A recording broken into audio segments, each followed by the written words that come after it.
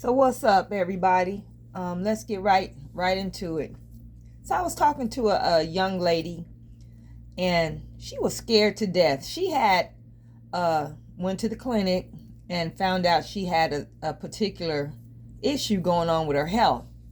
So she decided to go the holistic route and to choose somebody to help her with that. So she ended up on TikTok, and somehow she met up with this TikTok page, a Nigerian, okay? So he was offering all kind of potions on his page, talking about he can do this, that, the third, and the fourth, saying that he was into some type of voodoo magic or whatever he was into, okay? So she was interested in the herbs and the potions he was selling. She told him about her issue, and he had a remedy for her, okay? So initially she buys this liquid quote unquote potion from him. Now, she said it wasn't a lot of information on the bottle, but she remembered seeing some few herbs here and there that he supposedly had mixed into the liquid that she was supposed to be taking. So she took the whole thing like he told her to do. So he comes back and said, well, you need more than that, so you have to get this. So she buys something else. And then he said, well, you know what? You need this also. So she starts borrowing money to pay this man money for some potions and some herbs and stuff. And he kept telling her, you have to get more and more of this and that. So by the time she was fed up and feeling like he was using her, she had paid him $2,000.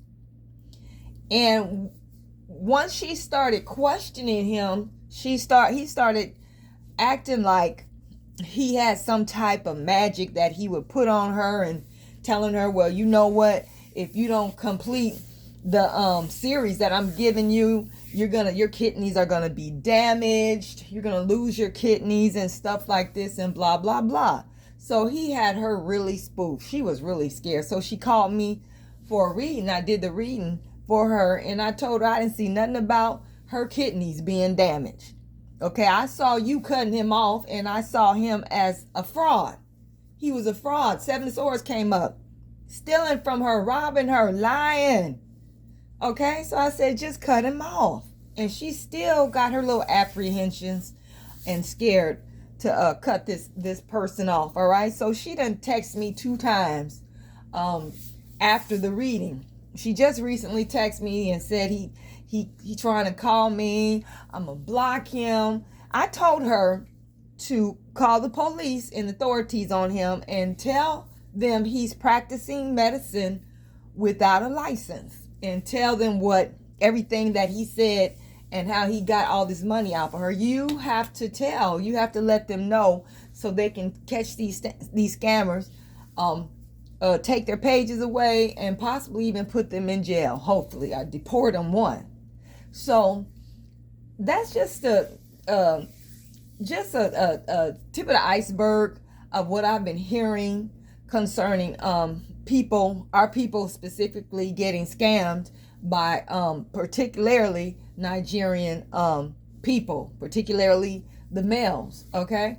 Them marrying our women, making them think that they love them, and then after they get their papers, they're out. After they're able to stay here long enough to get their education, they're out. So I had a client years ago when I was selling insurance, and she was telling me about her sister had married this Nigerian, okay?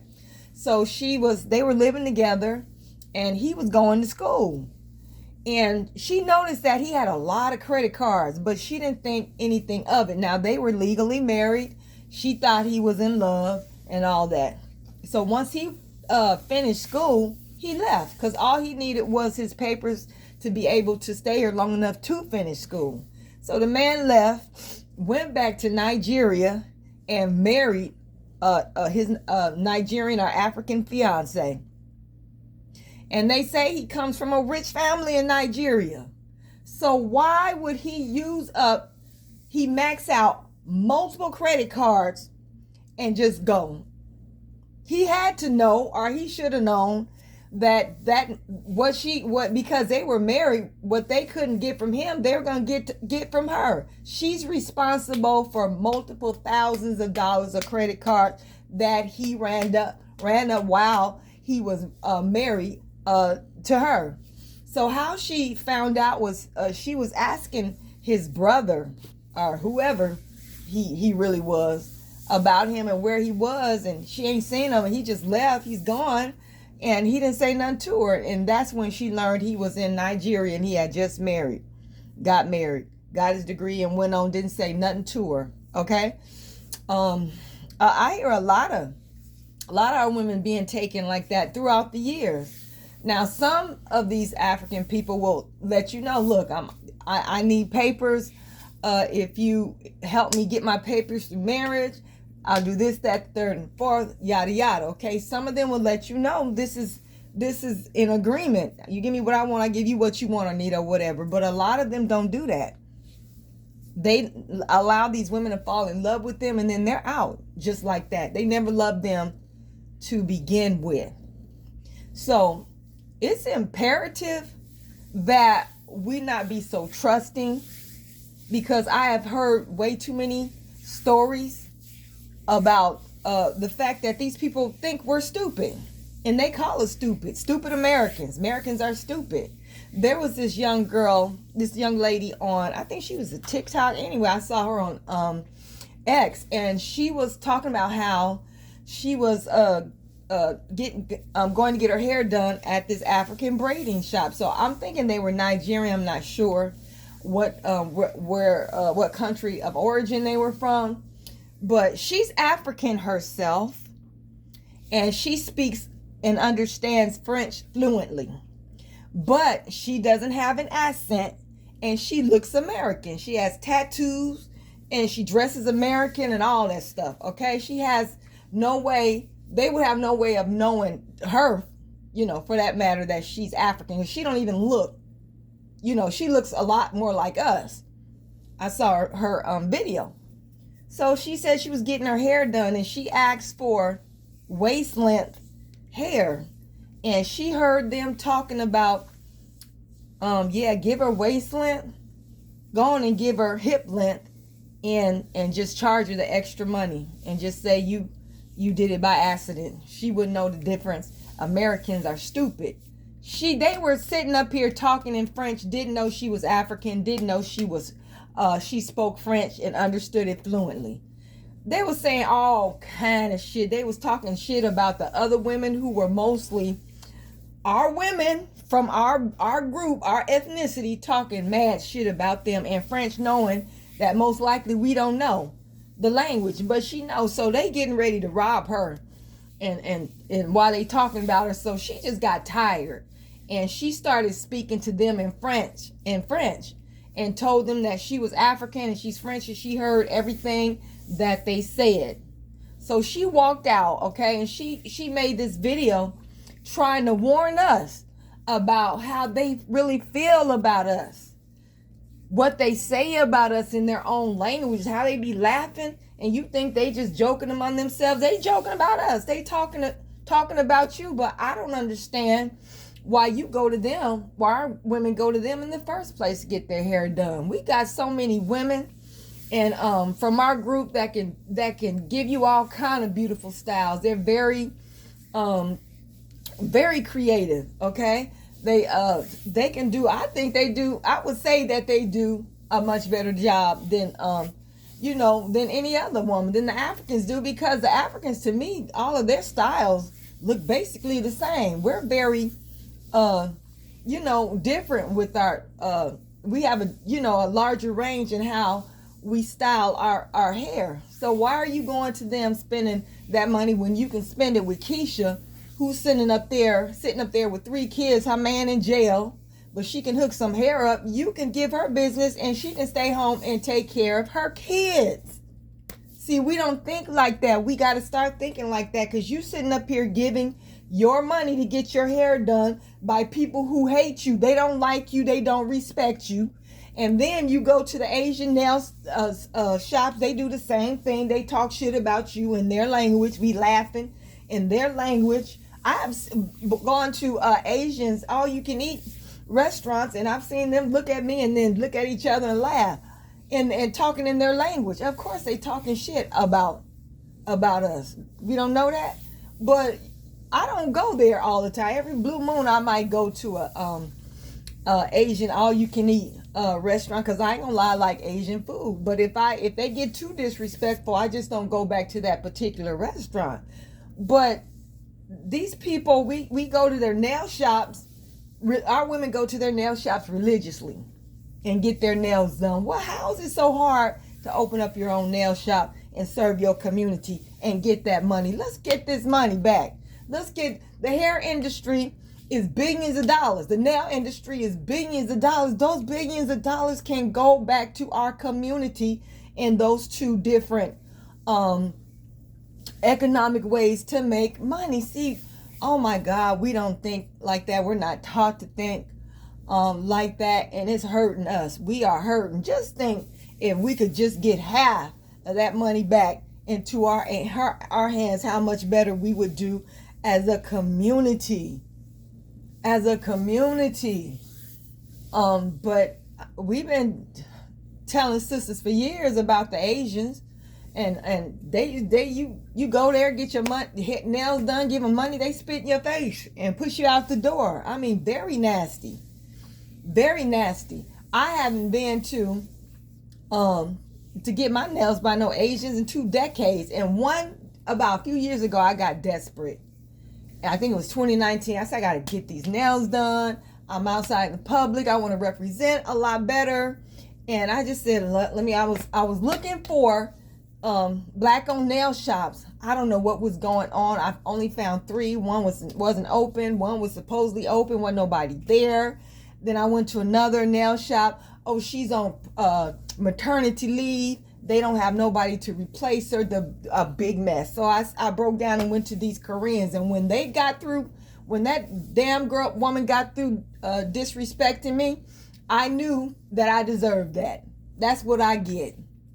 I ain't got no nails since. And I said I wasn't going to get my nails done until I found some sisters to do it. Now, I found another sister. I don't know if she's still in business, but she only does the gel nails. I like the acrylic, so I have to go where I like. I don't care about the gel nails because I like to be able to take the polish off and put it back on. And the gel she was using, I don't know. I just didn't like the gel nails. Okay, maybe she was new. I don't know. But anyway, it's time for us to take our money out of these foreign people's pockets and put it into our own, so we can start enriching our own community. It's overtime. We've been screaming at the top of our lungs to sisters, stop going to these people's stores 100% of the time. I could see if you just need something real quick and that's the only place around, you go there and get what you need. But for you to spend 100% of your money, the 100% of your time with these people, and they hate you too, that's unacceptable. I don't care if they loved you. I guess they should love you. You have made their community rich. They don't give back to us. They take that to wherever they live and send their children to college, go on vacations, retire early, and ensure that their people after them, their children, nephews, whatever, keep a job. All right? Which nail tech, that's a career. That's career. You can do that and be your own business person. That's self-employment. And I wish I could just snap my fingers and wake sisters up. You just don't know. You just do not know. And I guess we're so used to being mistreated. And I feel sorry for our people. I really do. We're so used, especially our women, we're so used to being mistreated till we can't even tell the difference. They have to just blatantly do something to disrespect us to be able to tell that they're disrespecting us. That's a sign of abuse. and we've been so abused. So y'all be careful with these foreigners. She could have went to, I know some a few people who are into holistic health care around in the hood. It's not a whole bunch of them, but I know a particular store that I go to, and I get my stuff from her. You just got to look around. We're here. We're not here in big numbers, but we're around. Support the business and help us get to a place where we could put more stores up in more locations. Okay, so y'all got to look for our people. We're around, and take our money out these folks' pockets. Let them do each other's hair and nails, or whoever do white folks' hair and nails, and let's cut them off at the neck. Period, and stop, for the love of God. Please stop looking at people's color and using that as identifying with people just because they look like you. There's no such thing as flat blackness.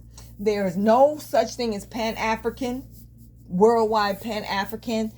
Pan-Africanism was one-sided. It was basically created by us. It was one-sided from the get-go, and it's still today. It's dead. There's no flat blackness. Okay, people tend to hang most with other people who are more like them, share a similar culture, share the similar language, religion, and stuff like that. That's just how it is. There's nothing wrong with that. That's nature. Share their economics with each other, all that stuff. And I remember my mom and sisters used to get their nails done all the time, sometimes 2 times a month at these particular Asian people's shop. So they would, every now and then, they would have stuff that they were selling on the side, Tupperware. Their children might have a little something, that whatever, and they would our people go in there and pay for our nails, and if you wanted what they had, we would buy that from them. But when we came in with a school fundraiser for our kids, asking for donations or asking them to buy a little something for a couple of dollars, they would never buy from us. We bought from them, but they wouldn't buy from us. The same thing with Africans. I know a lady who, she was a nurse, and she worked with a lot of African women, and they would constantly come in the cafeteria selling a Tupperware and what it was that they were selling. But when we came in to sell our products, they wouldn't buy from us, none of them. But we always brought from them. She said she got tired of seeing it, and she told them that they, that they couldn't do that no more. She was the head nurse, and really there's a rule on the book saying that you can't sell products like that at work. But they were for a long time getting away with it. But once she saw how things were, she stopped that mess. So we got to cut this shit off at the root. And it's time for us to take that money, put it back in our pockets, focus on our community first, like everybody focuses on their community first, build up our community first, economically, politically, and socially. And then maybe, just maybe, people will start to respect you, okay? And we'll definitely be better economically. And maybe we could, our money can circulate 2 times in our community, except instead of not circulating, not even 1 time, okay? So peace, y'all. I just wanted to talk about this. I love y'all. Please like and share this video. Until next time.